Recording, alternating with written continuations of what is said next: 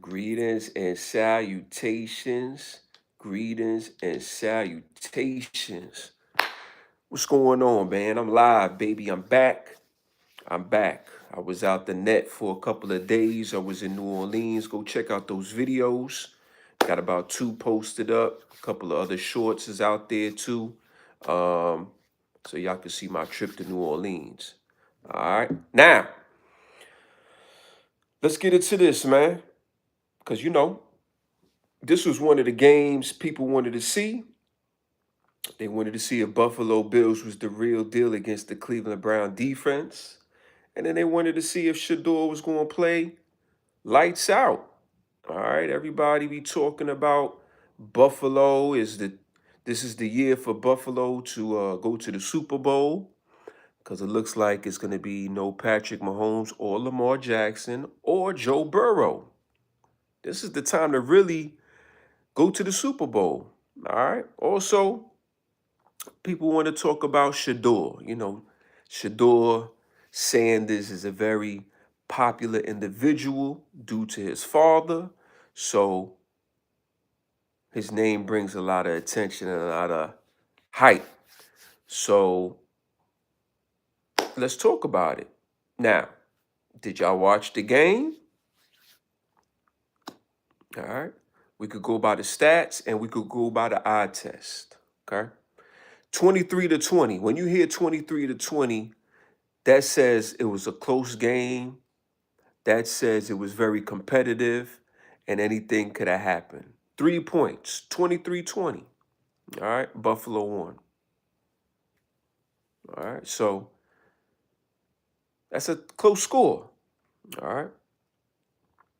The Bills started strong, scoring touchdowns on their first 3 drives to build a 20-10 lead at half. So the first 3 drives, Buffalo marches down the field, scores. All right. Cleveland is supposed to be known for their defense. Shout out to Myles Garrett. But Buffalo, straight down the field, 3 times scored. 20 points. Halftime is 20-10. 10 points. All right.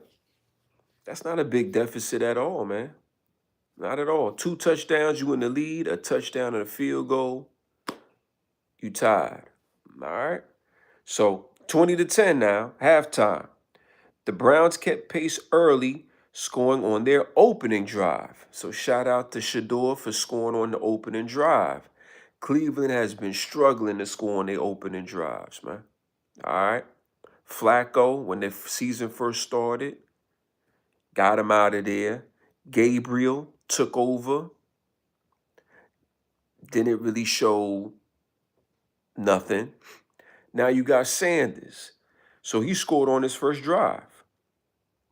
All right. The second half saw a different dynamic with the Bills' offense staling and stalling, and the Browns closing the gap to a field goal difference. Okay. All right. Now listen, pay attention. James Cook ran for 117 yards and 2 touchdowns, including a 44-yard score in the first quarter. He now leads the NFL in rushing. Shout out to James Cook. Round of applause for James Cook. He got his payday, and as you can see, is well deserved. He leads the league in rushing. James Cook. I like his rushing style too, man. Very explosive, very dynamic and powerful. Speed, shifty. He is a great running back. Definitely in the top 10 of current running backs right now. I must say, at least in the top 10. All right. You could put him wherever you want to, but he's definitely top 10. Josh Allen. Shout out to Josh. He experienced a foot injury scare late in the first half, but returned after x-rays came back negative. He completed 12 of 19 for 130. No passing or rushing touchdowns the first time this season. So listen, man, That stat right there is definitely going to affect his chances of winning the MVP. I don't think he was going to ever win the MVP. My pick in the beginning of the year was Joe Burrow. Obviously, I am completely wrong, but if I had to pick today, obviously the MVP should still be Matthew Stafford. He's been number one for the past couple of weeks now, and I think Matthew Stafford should be the MVP this year. So, but still, shout out to you, Josh. You know what I'm saying? Shador, 20 of 29. Okay. You hear that? You say, damn, okay. He threw 29, he completed 20. 157 yards, one touchdown, and two interceptions. Let me repeat that.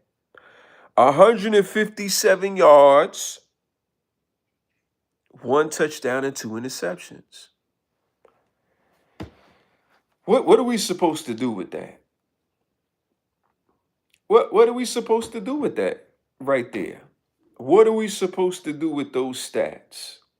That is terrible. What is that?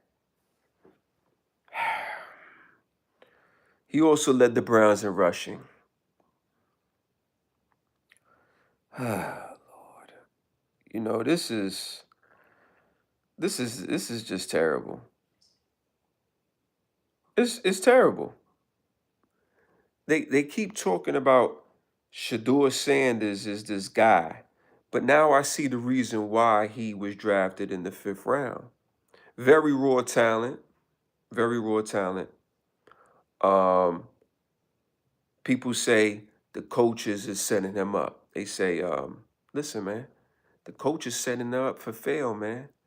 And I say to myself, why would the coach set this young man up to fail?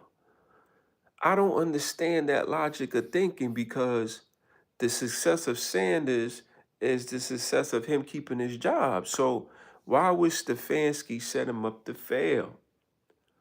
I don't think he's setting him up to fail. I believe Stefanski is just running his plays and Shador just can't execute the plays that Stefanski's running. Now, could Stefanski make the playbook a little bit more friendlier for him? Sure, because obviously Shador is having a hard time because 20 for 29 for 157 yards is terrible. That is disgraceful. And he led the team in rushing. So you mean to tell me there's no rushing attack? There's no rushing attack. Is that what you're telling me? There's no rushing attack?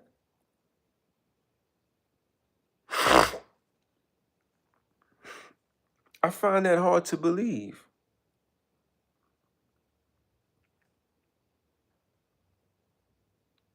I really do. Browns average rushing this season. That might be kind of hard to. So the rookie, Judkins, he leads the team with 827 yards, and he's averaging 4 yards a carry. Okay.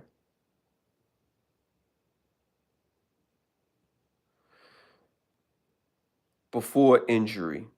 So I'm assuming he's injured. Okay. So so they put their leading rusher, Judkins, on injured reserve. He's out. All right. Cleveland Browns current running backs on the roster. Listen, man, we dig deep over here, man.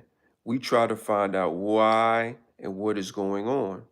So the rookie is out. Okay. You have the veteran, Dalen Sampson, and you have Jerome Ford. I think Ford is a good running back. All right. Jerome Ford, a veteran known for big plays and efficiency with significant experience in the offense. All right. Dalen Sampson, a versatile, speedy rookie from Tennessee, also a fourth round pick. Okay. I mean, I get it, man. I get it. The running back room is not phenomenal, but we can't keep on making excuses that the team is just in shambles. This is an NFL team, man. This is an NFL team, and I don't like that. I really don't like that. Um, I just believe Sanders is a raw talent, and that idea of him being set up for failure, I really just I can't buy that idea, man. I really can't. But people gonna run with it and they're gonna say this is what happened and this is why he's playing the way he's playing.